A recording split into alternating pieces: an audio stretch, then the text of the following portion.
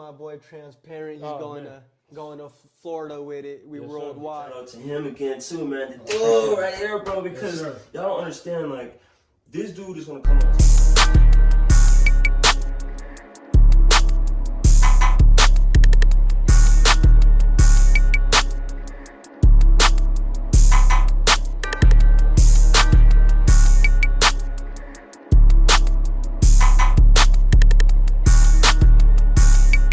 Really trying to do this, like y'all gotta hit him up too. Y'all got businesses going on, like he'll for sure put you on the podcast for sure. Everybody go follow transparent_podcast_co. Hello everyone, welcome to yet another episode of Transparent Podcast. I have a very, very special guest with me today. If you could please, for my viewers for the first time watching, could you just introduce yourself, let them know your name and then where you're from? Hi, I'm Juliana. I run a cleaning business, and I'm originally from Brevard County, Florida, but I moved over to Tampa in about 2019. Okay, sweet. First off, I want to thank you for taking time out to come and speak with us today. For you guys watching, this is probably, the first time you see me in this new setup studio. We go try to get, going, break from the mobile podcast, but like I said, nevertheless, glad you made it out. Just to kind of start off, to just kind of get them to know you a little bit, Can you just tell us a little bit about like life growing up or family or just background? Or? Yeah, so I think for most people, life was kind of hard growing up. Yeah. It was kind of a struggle, but I always tell myself that no matter how hard your life was growing up, that you shouldn't use it kind of to define you, more as to push you forward and be like a learning experience or a lesson towards becoming a better person. A lot of people have, struggled with their parents, but I think you should use that as like more of an opportunity to be better than your parents, to be better than the people you were raised around or the friends you had growing up, and kind of take that all as just like a learning experience. Exactly. No, I definitely agree with that. And I like what you said. It's like, no matter, whatever circumstance we had growing up, and, things aren't always the easiest, but, trying to do something, like you said, to be better. Yeah. And, to kind of break away from, I guess the a harder life.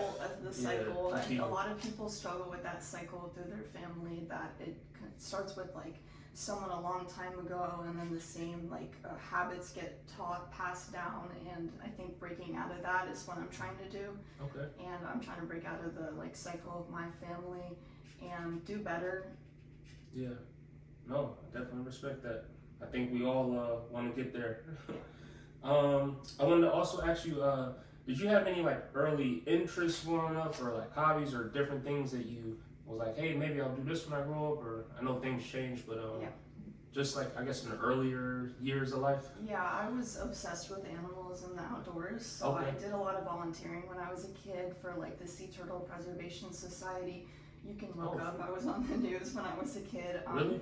It was a little thing that I did. I did a lemonade stand for the sea turtles when I was younger. I like to fish, go outside. I did literally every sport in existence. I mostly focused on probably basketball and gymnastics. I was on the varsity team in high school for basketball. I also I helped out with the Boy Scouts a lot. I considered myself the first girl with the Boy Scouts because my brother was in it, so I helped out with all the kids there. I really just loved, even as a kid, I was more obsessed with dinosaurs than girls' toys. I could tell you every dinosaur off the top of my head when I was younger. And then I also really loved outer space. So growing up in Brevard County, I live by Cape Canaveral, which is where they shoot the rockets off. So the Kennedy Space Center is there, and I loved writing as a kid. I was always into writing and singing, dancing. I was a big ball of energy. Man, and you did a lot. More of the creative part. Yeah, I did a cappella for Christmas, Halloween, and with the Kennedy Space Center, they had a writing competition, and you would just write about what you would do if you went to space or something like that. It was some kid's essay, and I actually got to sleep in the Kennedy Space Center under a rocket, so that was cool. But yeah, I was all about. I was a pretty ambitious kid. Yeah. Yeah, I was definitely pretty ambitious. I was out there always doing things outside, going to the park, going on walks, going to the beach, things like that. Man, that's a lot. So wait, hold on. I was before that I was so Wait, you had like a lemonade stand for the sea turtles? Yeah, I was like, wait, what? I was on the news for that. It was really silly, but like the hometown news for like Satellite Beach. I also did like there was this thing called like the Art of the Park. It was for donations or something, and you would just like do chalk art. I won that one year, but that was cool. I did a lot of like my mom had me very involved in a lot of different like events and stuff.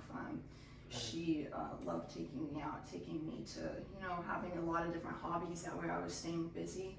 And then when I was younger than that, before I lived in Brevard, I actually lived in Germany because my dad was in the Air Force. So I lived in Germany for 4 years. I traveled like all over Europe. So I've been to like France, Croatia, I've been to Italy. I've been all over because in Europe you kind of just take the train and go everywhere. Yeah. So I traveled a lot as a kid. I went back after we moved back to Florida when my brother was born. We went back to Germany a lot of times. Okay. But that was really fun. I started off like doing photography when I was out there traveling and everything. Man. So wait, quick question. What was your favorite outside of Germany? Because I guess you primarily stayed there. But what was your other favorite Europe country? I guess that you either visited or been to. Country probably. I liked Switzerland. Switzerland. Yeah. Okay. Interesting. Man, that's a action packed. Very action packed childhood. Yeah, childhood. Yeah. Man. Okay. So I guess kind of transitioning to what you do now. So, well, all those like hobbies, interests, different things like that. Yeah. Did you ever know, like, I don't know, that you were like good with cleaning, or that was like kind of your niche? Were you always like super neat growing up, or like how did this transition? How did you kind of? So actually, growing up, I was not neat. I was the opposite. I was very, very messy. I did have things organized in the way that I knew where things were. I feel like a lot of kids were like that. It's controlled chaos almost. Controlled chaos. Yeah, I was really bad with like picking up after myself, but I actually like disciplined myself, and I ended up putting trash cans everywhere in my room where I felt like I'd throw something away, and then I got into that habit, and then now I'm like really good with cleaning up after myself. And I started cleaning in like 2021. It was like right after COVID.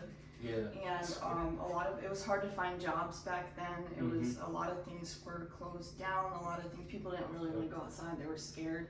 And I started cleaning houses, and I just really enjoyed it because I'm a really like detail-oriented person, so I really like making sure that like a space is nice and clean. I feel like kind of the best way I could describe it is that when your space or environment around you is clean, it's kind of it's like it helps your mind because more conducive to when you're in a clean environment. It feels like it's easier to keep track of your thoughts, and you're not worried so much as what's around you because you feel almost cleaning, if I'm saying this right, almost kind of would declutter your mind in a sense. Yeah, that's what I would say is that it's very relative to your mindset of how clean your space is. Wow, I love that. And who doesn't like a clean space? Yeah, you know? I know that like a lot of people who struggle with depression struggle with keeping up with their environment around them, keeping it clean. So that's what I mean by like decluttering your environment definitely helps with your mind and vice versa. So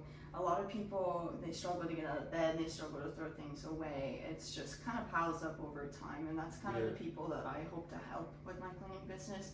Is, get them like a fresh slate because it piles up a lot. I just recently went to someone's house yesterday, a single dad, he has 2 kids. He had been letting his laundry pile up for a really long time, and he told me it was taking a very big mental toll on him, that it wasn't that much to do. It took me about 2 hours. Wasn't that much to actually physically do, but when you have kids, when you have other things going on in your life, having that added on as well adds a lot of a mental toll. So that's the people that I hope to help. Wow, that's good. And a lot of people you probably wouldn't even think, like just helping out with that one thing, like you said. Makes a big difference. Yeah, it really helps them, and I'm sure very appreciative of that. Yeah. So I wanted to kind of break down too. So with your business, what's something, I don't know, if anything, that you maybe wish you knew sooner, or that would have helped, or maybe like when you first started, like you was like, oh, I didn't expect this, or oh, maybe maybe this will help me be a little bit more efficient, or what's something that I guess you maybe either learned along the way, And then also, say if there's someone out there who wants to, get into like cleaning and things like that, is it expensive to kind of start or get supplies and everything? Yeah, so I would definitely say that it's a very customer service based industry. You have to be very social and empathetic towards people's situations, make them feel like they're not being judged for having like a dirtier space, that it's something that happens to like literally everybody, that it's sometimes hard to keep up with. I definitely would say that I wish I knew earlier on, like providing discounted first time services is definitely like a big thing for me. Okay. Or reaching out to people on Facebook. You don't have to go over the top spending like money on advertisements. But I definitely do recommend like business cards and just going up to people even in person, and someone that you see that looks like, they may need help, in their business card, being like, hey, like if you need any help around the house, then I can help you with that. Like I do discounted services for the elderly, disabled, people in healthcare, and like expecting mothers, people that just would have a tough time doing it themselves. Wow, that's great. I recommend buying things in bulk from Sam's Club or some other like Costco, BJ's, and it's definitely easier to get things in bulk because the more you buy, the cheaper it'll be. Yeah. And you're gonna need a lot anyways. So that's definitely something I recommend. Not going through like Amazon or Target or Walmart unless you're buying like a one-time thing. It's definitely better to go somewhere and get it in bulk. Okay. No, that's good. And two, that's good for, like I said, if there's anybody out there who, maybe they want to start their own, services and things, that they kind of can know what to expect and things like that. It's a very competitive field, so there's a lot of cleaning businesses in Tampa. You kind of have to make your mark by being like unique or offering different kind of services or offering cheaper services. It's like, the best way I could describe it is like there's two different brands. There's Dior and there's Vera Bradley. They both sell purses. So Dior sells very expensive purses, but they use the same manufacturer as like many cheaper places, but they sell it for higher prices, but they sell less. Then there's places like Vera Bradley who are always doing discounted deals that are selling their products which last so long and are very quality. It's the same quality as Dior purses, but they're not deemed as luxury, so they sell a lot more. And that's kind of my business model. Is I get more clients by doing cheaper services, and I'm still not diminishing the quality of my work. I'm just doing it for more people and like a bigger volume, and a lot of people don't understand that. They're like, oh, you're selling yourself short by doing cheaper services. But at the end of the day, it's not true, because a lot of people can't afford the higher services. So I'm targeting more that demographic, and that way I can get a lot more customers than they would, because they're charging more. Wow, that's a real good breakdown. Two, I guess that kind of leads into my next question. Like, for lack of a better word, what skills, I guess, would you say, now that you've been doing it, like, are kind of required or important to have with your business? Because obviously, like, one of the skills is obviously like kind of knowing like almost like your target market, or how, or strategizing what's the best way to reach the people that need help, but make sure that you're offering good quality, but not overcharging them. Overcharged. Yeah. You have to be very empathetic, like I said, to like people's situations. You have to be social. You have to be detail oriented. Okay. I'm like the kind of person, I see like a stain on the floor and I'm sitting there on the floor scrubbing at it, even though a lot of people wouldn't see that. I'm kind of the person who sees what most people wouldn't see. Gotcha. So I'm very careful when it comes down to my cleaning, and very thorough. Very thorough, yeah, Okay. definitely. Cool. And so far, how have you liked everything like thus far, like your business, and I guess how's it been going? How have you been liking it overall? Yeah, I really enjoy it. I kind of just put on like my headphones and I kind of blink out. I get in this like space of mind where it's like relaxed, and I listen to audiobooks or music, and it's less of a job to me and more of something to keep me busy. I feel like everybody needs some sort of like purpose in life, and I feel like sometimes my purpose in life is to help the less fortunate, and cleaning definitely, it may not seem like that big of a deal to some people, but it's it definitely helps people out a lot. So okay, that's really good. And do you have any plans to either like maybe pass down like your business or at some point, or are you more of like, hey, I'm gonna do this, you know, to provide for me, and then after maybe I'll have a change of what I do, or is it kind of like, I don't know, will it turn into a family business type deal, or? I don't think I'm that far yet. I don't have any kids, so I'm not sure about that. Not right now. I don't have any plan for that. Okay. And then, besides that, what are just some of your goals for 2025 in general? Either personal goals, professional, business goals, like any goals you looking forward to for next year?